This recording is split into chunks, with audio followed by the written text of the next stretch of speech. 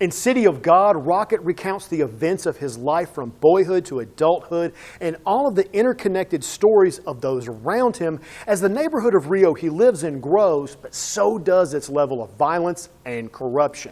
This Brazilian film really takes a hard look about the nature of violence, but it does so in a finely crafted film that had me riveted. Rocket narrates this film by starting at the end so he can go back to the beginning and show us how it all started. When his neighborhood is first built, crime is not only tolerated, it's kind of celebrated, and the cops are just as bad as the crooks.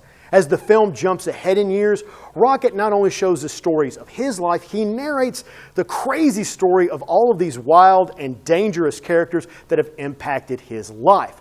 Rocket tries to stay out of trouble, but that doesn't mean he has a trouble-free life. He has friends that are into running drugs, and that leads to a huge gang war that he finds himself in the middle of. Rocket just wants to keep his head down and his hands clean. Our main character is a big reason I love this movie so much. Rocket is a positive character. He's a kid who has heart in a city of darkness. We have gun violence and drugs going on, but his narration, even in those scenes, uplifts it enough where we can become more engaged in the story. Now, this is a lot to ask of a young actor. I mean, he's got to carry this entire film, and not only does he do it, he gives a great performance.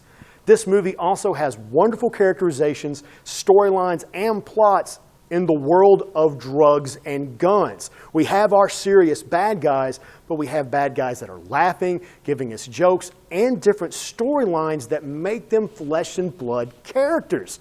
So in this dark world, we still have Rocket just trying to become a photographer. City of God is an award-winning film from top to bottom, and it should be.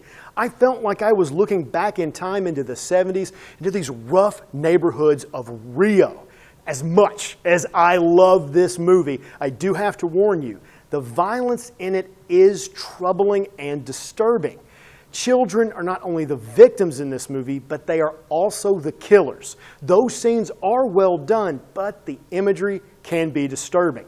That is the only negative thing I have to say about a film so masterfully well done.